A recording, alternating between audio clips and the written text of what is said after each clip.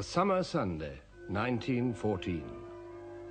All across Europe, the bells were pealing, calling men and women to church. Sunday, the Lord's Day, and a day of rest.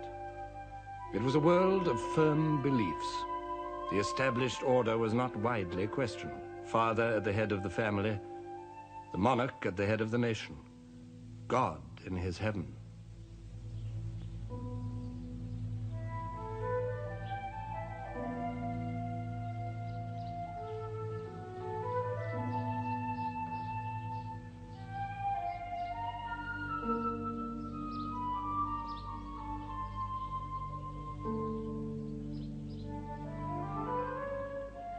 Sunday after church was a day of quiet pleasures. Little Donny daydream cried of Idaho, so now you know. And when you go, you'll see there's something on her mind. Don't think it's you, 'cause no one's gonna kiss that gal but me.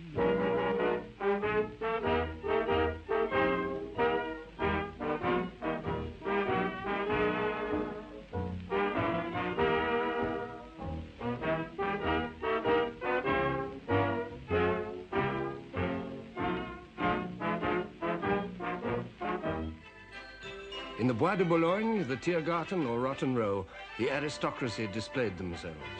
Carriages, servants, dazzling clothes.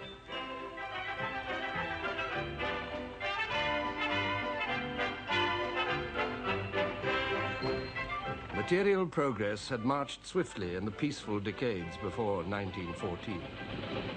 It was a world of novelties, clashing with established ways. Wireless and telephones, motor cars and motorcycles, electric light and electric trains, submarines and airships. A world humming with new energy and power. But under the smiles, the relaxation, it was a world of tensions. The old order, with its economy based on land and its society based on owning land, was in conflict with the new order of industry and teeming cities.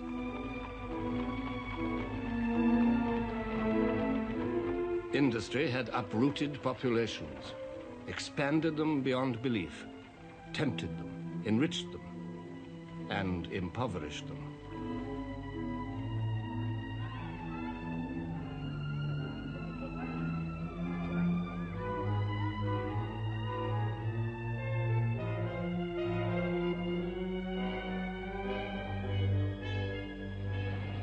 The peace of Europe in 1914 was a fragile thing. On the idle hill of summer, sleepy with the sound of streams, far I hear the steady drummer, drumming like a noise in dreams.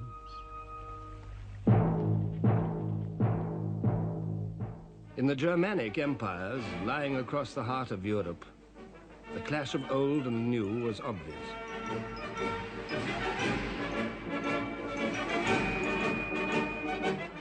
Under the leadership of Prussia, under Bismarck, the Iron Chancellor, Germany had emerged as a nation and as a world power. In 1871, her 39 separate states, after centuries of discord, had united at last. The kings of Saxony and Bavaria, the princes, dukes and electors, Brunswick, Baden, Hanover, Mecklenburg, Württemberg, Oldenburg, all paid allegiance to the King of Prussia, the Kaiser. This unity fulfilled a deep wish in German hearts. It gave them a sense of destiny. Even the leadership of Prussia was better than insignificance. And with unity had come an extraordinary upsurge of energy and expansion.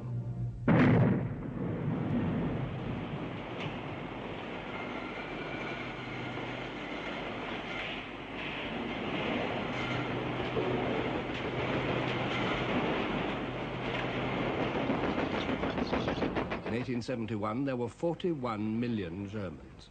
In 1913, there were nearly 68 millions, an increase of more than half. And more than half of them were living in towns and cities. But it was not merely an expansion of population. The foundations of economic strength at the turn of the century were steel and coal. Germany had made great strides with both. Steel production multiplied by 12 in 30 years. Coal production multiplied by nearly 5 in 30 years. Manufactures multiplied by 4. Exports multiplied by 3. Exports of chemicals multiplied by 3. Exports of machinery multiplied by 5. In 30 years, Germany's share in world trade had risen by a third. Now, in 1914, Germany was, after America, the most powerful industrial nation in the world.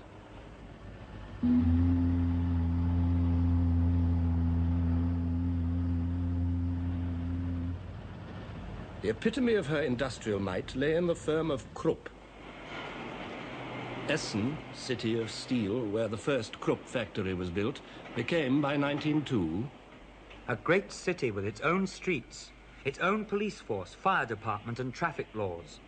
There are 150 kilometers of rail, 60 different factory buildings, 8,500 machine tools, 7 electrical stations, 140 kilometers of underground cable and 46 overhead. Germany delighted in the prowess of Krupps. When Alfred Krupp died in that year, the Kaiser attended his lavish funeral and called him a German of the Germans.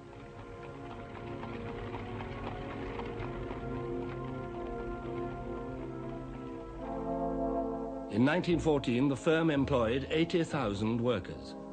They lived in Krupp houses, their babies were delivered by Krupp doctors, their children educated in Krupp schools. They bought at Krupp stores, borrowed books from Krupp libraries, married in the Krupp church, and were buried in the Krupp cemetery. Under Bismarck, Germany had come closer than any other state to modern conceptions of social welfare. German workers enjoyed sickness, accident, and maternity benefits, canteens and changing rooms, and a national pension scheme, before these were even thought of in more liberal countries. Yet the life of the workers was hard. The steel mills operated a 12-hour day and an 80-hour week. Neither rest days nor holidays were guaranteed. In Germany, as in every industrial state, there was poverty and protest. By 1912, the Socialist Party was the strongest party in the Reichstag, the German parliament. But the Reichstag did not rule Germany. The Kaiser ruled Germany through officials whom he personally appointed. No one, says Sir Winston Churchill, should judge the Kaiser Wilhelm II without asking the question, what should I have done in his position? Imagine yourself brought up to believe that you were appointed by God to be the ruler of a mighty nation. Imagine succeeding in your 20s to the prizes of Bismarck's 3 victorious wars. Imagine feeling the magnificent German race bounding beneath you in ever-swelling numbers, strength, wealth, and ambition. And imagine on every side the thunderous tributes of the crowds and the skilled, unceasing flattery of the court. With this background, subjected to these pressures, trying to hide a left arm withered from birth, for 30 years Wilhelm II had vexed and perturbed the peace of Europe, but always short of war. His first public utterance when he came to the throne was addressed not to the people, but to the army. We belong to each other, I and the army. We were born for each other and will indissolubly cleave to each other. I promise ever to bear in mind that from the world above, the eyes of my forefathers look down on me, and that I shall one day have to stand accountable to them for the glory and honor of the army. These were not empty words. The German Kaiser was also the King of Prussia, and it was precisely for the sake of Prussian strength that the other Germany, the Germany of the merchants, the industrialists, the musicians, the philosophers, had accepted her rule. The Prussian influence was seeping through the whole nation.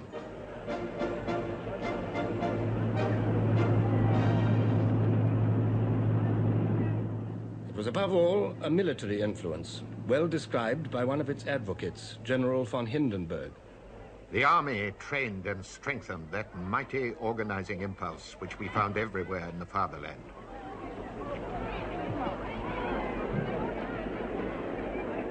The conviction that the subordination of the individual to the good of the community was not only a necessity but a positive blessing had gripped the mind of the German army and through it that of the nation.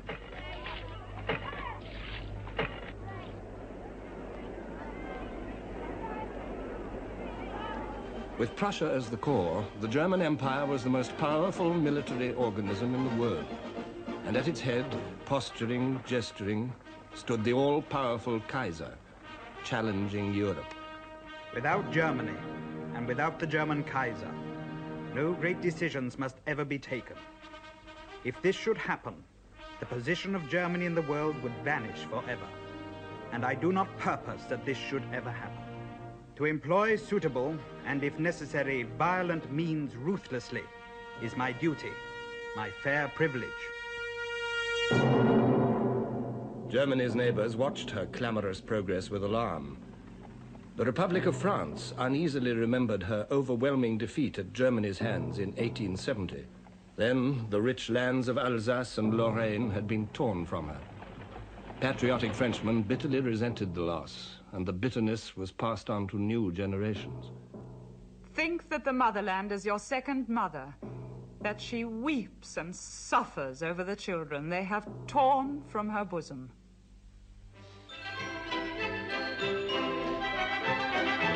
France had her iron, her coal, her industry, but the French were above all tillers of the soil.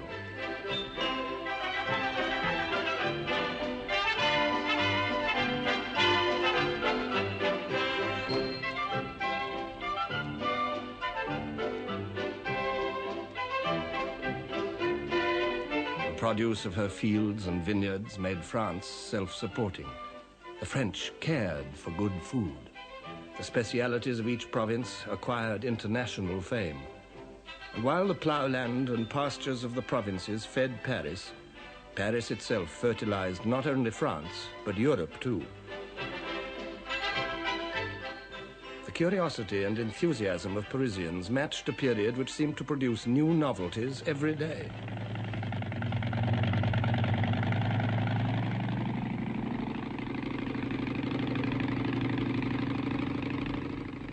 Louis Blériot was the first man to fly the Channel.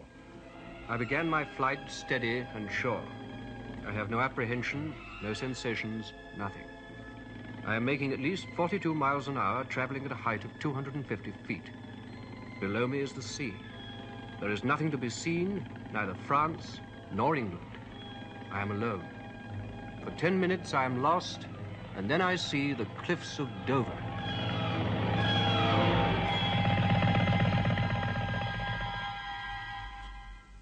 There were flying experiments of another kind, not so successful.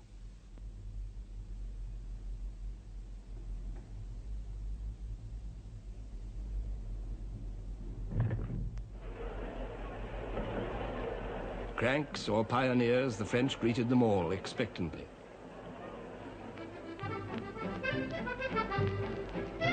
A moving pavement was displayed at the exhibition of 1900. Looking down from it, Paris was truly sovereign of cities, seemliest in sight. The wide, bustling boulevards, the cafes, the Louvre, storehouse of Europe's treasures, the imprisoned sunshine of the Impressionists, the acting of Sarah Bernard, the Moulin Rouge, and the legs of Mistinguett, dinner at Maxime's. Picasso and Matisse were painting. In her quiet laboratory, Madame Curie was discovering radium. Paris was the Mecca of the West. But Paris is not France. The glamour of Paris did not reflect the deepest truths about the French. It encouraged their optimism, but it concealed unrest and violent agitation among the industrial classes, who felt left out of a rising tide of prosperity. It concealed the backwardness of French industry in a world where this counted more and more. It concealed a declining birth rate in a world which paraded its millions. It concealed the canker at the heart of French politics. memory of the defeat of 1870, and fear of the rising might of Germany. Because of this memory and this fear, the army played a special part in the life of France. Shattered in 1870, it had made a remarkable recovery. It became a national army based on universal conscription. It schooled itself in colonial wars, but its eyes were fixed on the German frontier. In 1914, there was a socialist government. Anti-militarism, pacifism, and internationalism were being proclaimed with swelling voices.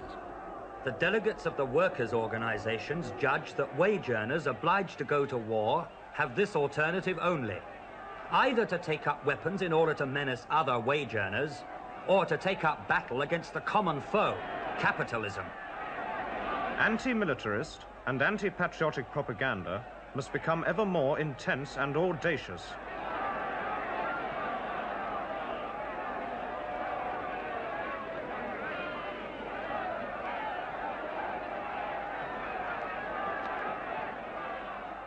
Discordant voices in France, strident voices in Germany. For as Germany pursued the destiny preached by her thinkers, another neighbor took fright.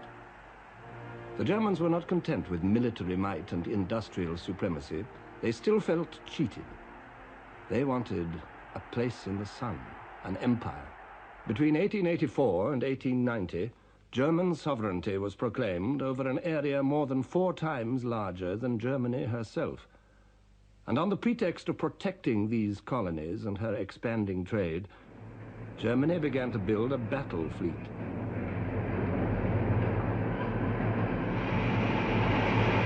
This was a threat that any British newspaper reader could understand.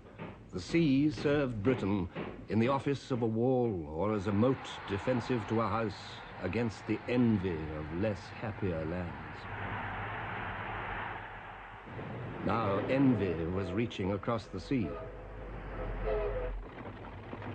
Winston Churchill spoke for all Britain when he said, "Our naval power involved British existence. If our naval supremacy were to be impaired, the whole fortunes of our race and empire would perish and be swept utterly away." Britain awoke to the truths of the 20th century. Reality jarred against the romantic image of merry England. Yet the image lived on, reinforced by the royal family in its role of country squire.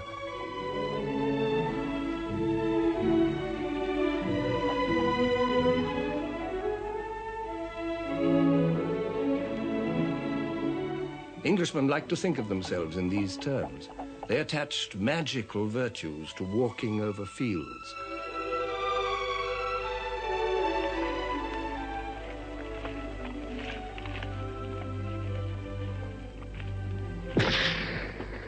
They also found virtue in royal pageantry, jubilees, coronations, state openings, funerals. The funeral of King Edward VII in 1910 provided a last glimpse of royal Europe in all its panoply.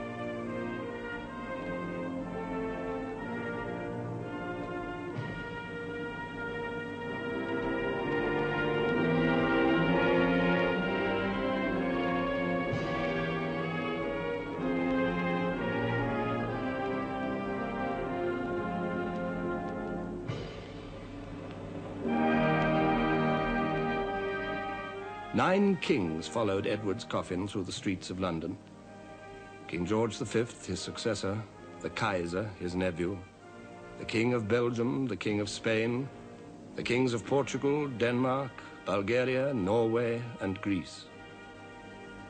The watching, awe-struck crowds were reminded that Britain was the center of an empire on which the sun never set.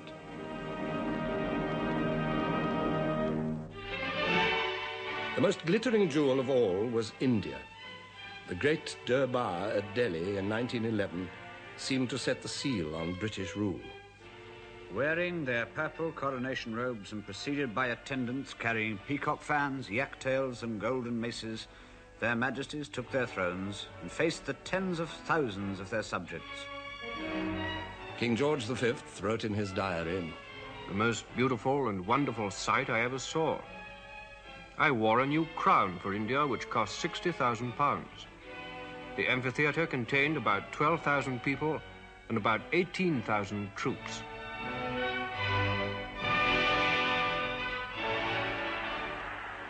"119 princes and maharajas bowed and retracted in a ceremony which lasted a full hour. The Delhi Durbar affirmed the bond between the King-Emperor and more than 300 million Indian subjects. Africans, too, were subjects of the British Crown.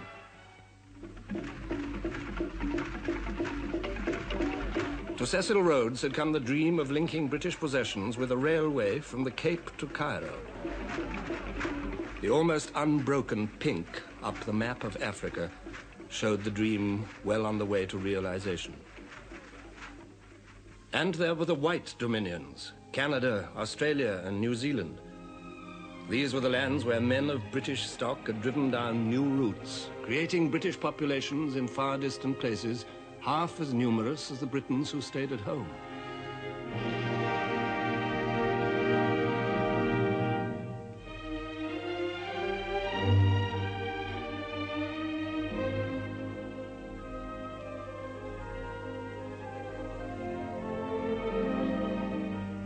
In the British Isles, life for many was a struggle for daily bread.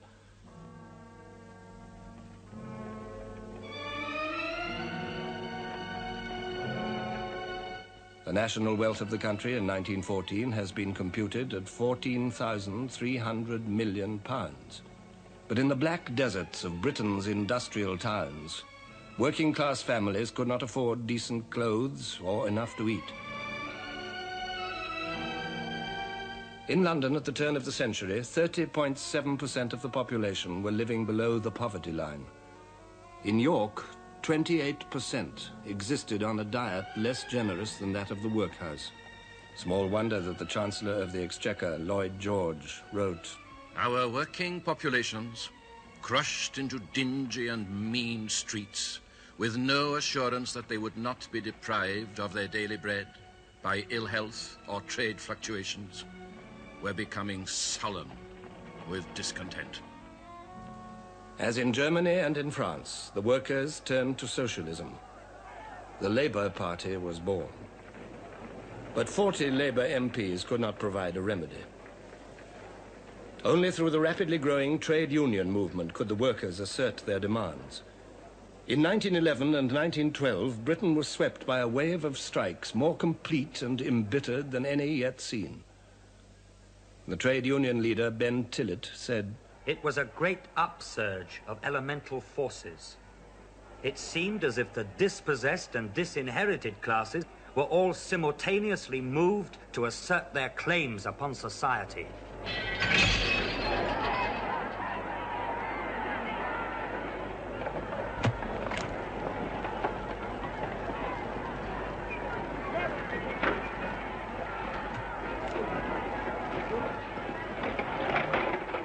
The ruling classes reacted with furious incomprehension. In Liverpool, troops were brought in to fire over the heads of the crowds. A man told Sir Austin Chamberlain, "I think the situation's so serious that I went this morning to a wholesale armourer's to buy 5 revolvers. The shopman said, 'We had 100 yesterday. We had 50 when we opened this morning. We have not one left now.'" This was England, facing a class struggle such as she had not seen for over half a century. Facing also the dispossessed who had nothing to do with class. The women. The old fight for women's rights received a new impetus from the militant suffragette movement. Nothing was safe from their attacks. Churches were burned, public buildings and private residences destroyed. Bombs were exploded. The police and individuals assaulted, meetings broken up. At Epsom, on Derby Day, a suffragette waited to throw herself under the King's horse.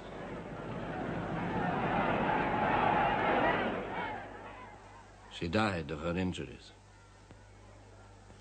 Workers and women. There were others, too, whose discontents were coming to a head. Southern Ireland was clamoring for home rule. Her spokesman was Eamon de Valera. The militarist power which has kept Ireland within its grasp for centuries can never be persuaded to let go. If liberty is not entire, it is not liberty. The Irish struggle brought Britain to the very edge of civil war. Poverty and envy, riches and arrogance, ambition and frustration, doubt and demand, these were the tensions of every industrial state. And to them were added the tensions between states themselves. In Britain, alarm grew with the growth of the German fleet just across the water. Public opinion, disunited on almost everything else, was united on the need for battleships. Each launching, whether in Barrow or in Bremen, drove Britain and Germany further and further apart. Even men as sympathetic towards Germany as Lord Haldane could say, peace was to be preserved, but preserved on what terms? On the terms that the German was so strong by land and sea that he could swagger down the high street of the world, making his will prevail at every turn?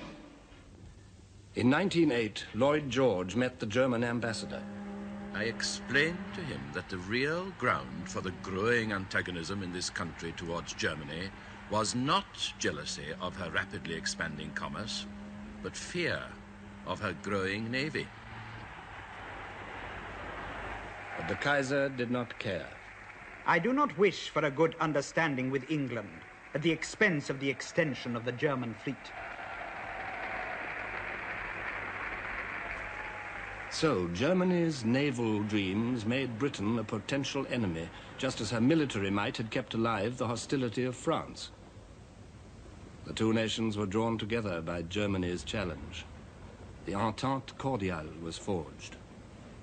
By 1914, when King George V paid a state visit to Paris and rode with President Poincaré through cheering crowds, the Entente was 10 years old.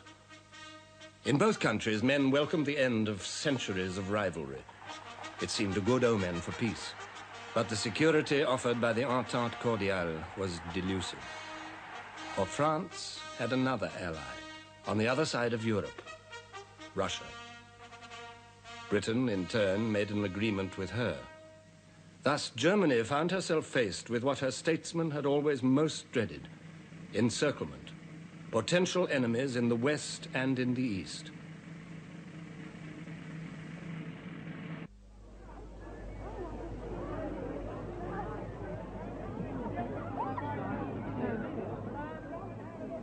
In the summer of 1914, it was not Britain, nor France, nor Russia which held the real threat to the peace of Europe. The real threat lay in the alliance of Germany's making, her alliance with Austria. This was a shackle linking the swelling vigor of Germany to the irresponsible policies of an old, decaying empire. Bismarck foresaw the danger. I shall not live to see the Great War, but you will see it, and it will start in the East. For centuries, Austria had been the leading German state, Europe's shield against the East. By 1914, her empire was an anachronism, whose fatal ambitions died hard. At the head of this ancient realm stood the Emperor Franz Joseph, 84 years old. He had reigned in Vienna since 1848, Europe's year of revolutions, when the Austrian Empire had come near to collapse. Franz Joseph held it together by a mixture of compromise and repression, but nothing could disguise its decrepitude. Lord Lansdowne wrote, "To human calculation, the Habsburg Empire cannot survive the decease of the Emperor Franz Joseph."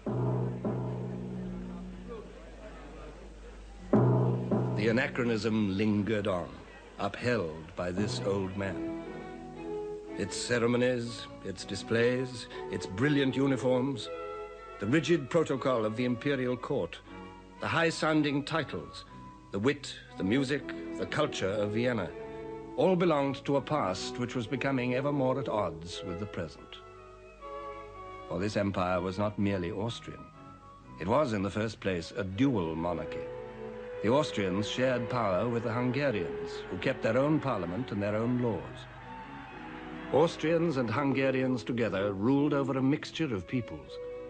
Italians, Poles, Czechs, Ruthenians, Slovaks, Slovenes, Serbs. Nearly half of Franz Josef's subjects were Slavs, who viewed their masters with sullen hatred and yearned for liberation. They looked for aid outside the Austrian Empire to the free Slav countries, the rising kingdom of Serbia and the Russian Empire, protector of Slavs everywhere. Tribal memories and tribal fears agitated all these people whose borders stretched to Europe's edge. Russia would stand by the Slavs. Against Russia, Austria would need strong help. Germany had promised that help. Whatever comes from the Vienna Foreign Office is a command from me. Yet there were those in Germany who felt misgivings. In 1914, the German ambassador in Vienna said, I constantly wonder whether it really pays to bind ourselves too tightly to this phantasm of a state that is cracking in all directions. But the Austro-German alliance was a fact, leading to inescapable conclusions. In 1914, the Kaiser noted, As a soldier, I have no doubt, on the basis of information reaching me, that Russia is systematically preparing for war against us. And I frame my policy on that assumption.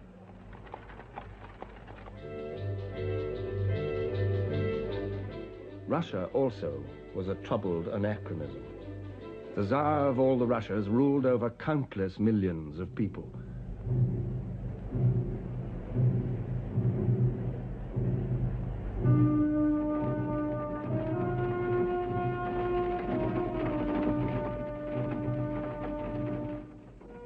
More than 130 millions of them had been counted in the census of 1897. How many more were contained in the deep hinterlands of the Russian Empire, none could say.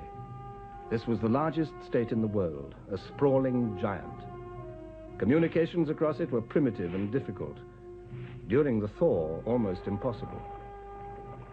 A British diplomat wrote, No one can have the slightest idea what the country tracks in Russia are like during the spring and winter. It took me 16 days to traverse 80 miles. Over these limitless distances, the Romanov dynasty, in the person of Nicholas II, emperor and autocrat, ruled absolutely. In 1895, answering a demand for more representative government, the Tsar said, Let all know that in devoting all my strength to the people's well-being, I shall preserve the principle of autocracy as firmly and as undeviatingly as did my father.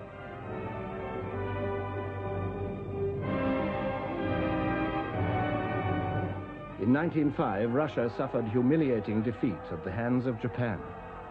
The very foundations of Tsarism were shaken.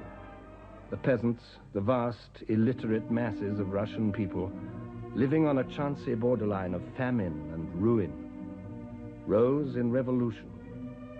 They found allies in the growing industrial proletariat. But the 1905 revolution was bloodily crushed. In 1906, the principle of autocracy was restated by the Imperial Council more firmly than ever. To the Emperor of all the Russias belongs supreme autocratic power. Submission to his power, not from fear only, but as a matter of conscience, is commanded by God himself. With this imperious rejection of democracy, the regime recklessly tightened the tensions, exasperated the feelings, and embittered the thoughts of the people. There were riots and strikes. A strike in the Lena goldfields was ruthlessly suppressed.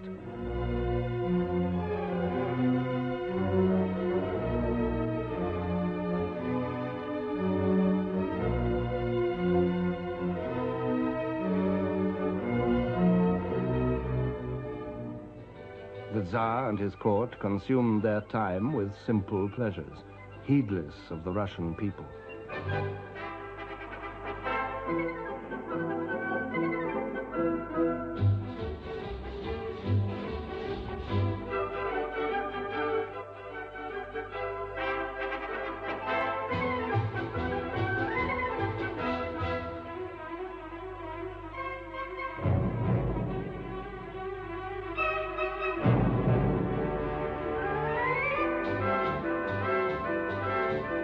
Interior tensions were coming to the boil in this pious, passionate, intensely patriotic nation.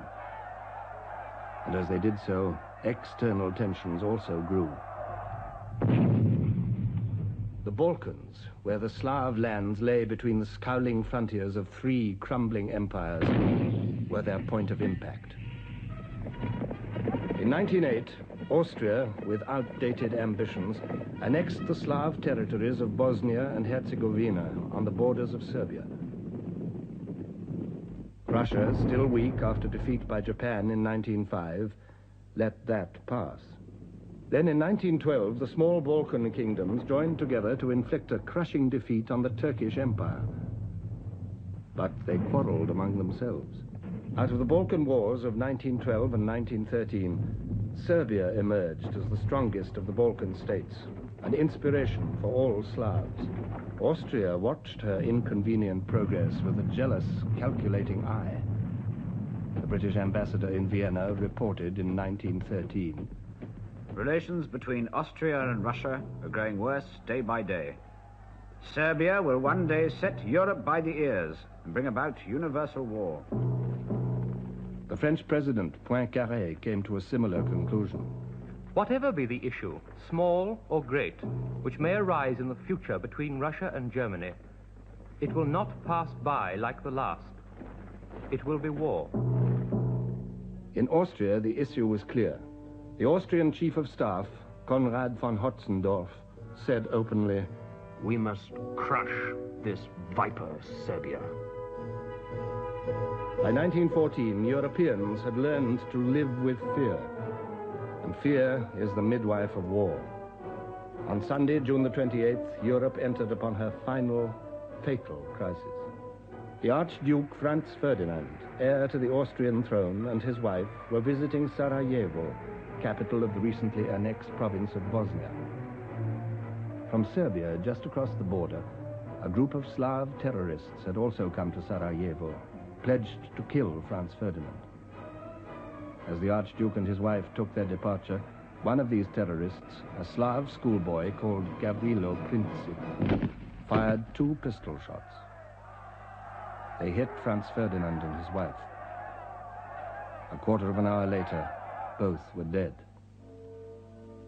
The peace of Europe died with them.